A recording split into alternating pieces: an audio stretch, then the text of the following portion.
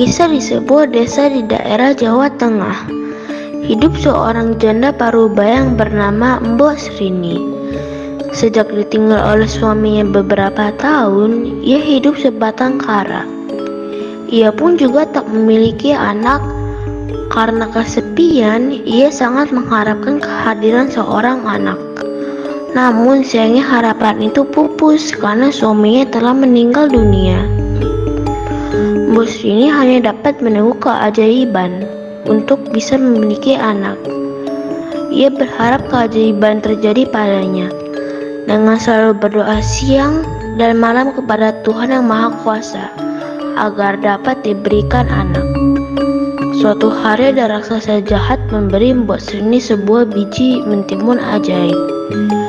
Bila ditanam, dari sebuah mentimun akan muncul seorang anak yang kelak harus diserahkan pada raksasa setelah umur 6 tahun untuk dimakannya.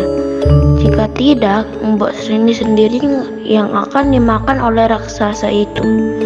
Benar saja, di antara buah mentimun yang ditanam, ada satu yang paling besar dan berkilau seperti emas.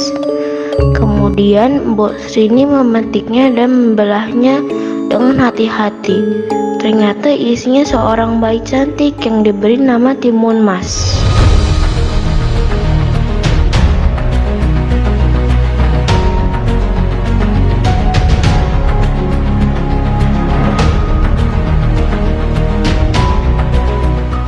Pada tahun ke-6 sebelum raksasa itu datang menagih janji, Mbok Srini mendapat petunjuk melalui mimpinya supaya menemui seorang pertapa di Gunung Gundul.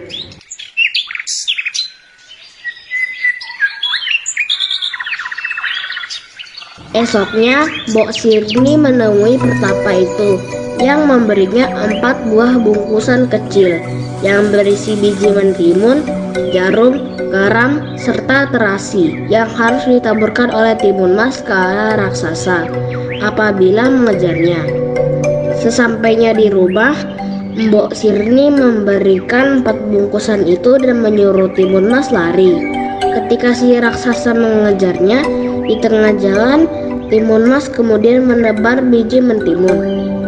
Timun Mas pun membuka bungkusan ketiga, berisi garam dan ditaburkan ke belakang. Seketika itu juga, hutan berubah menjadi lautan yang luas. Tapi lagi-lagi raksasa mampu melewati rintangan tersebut.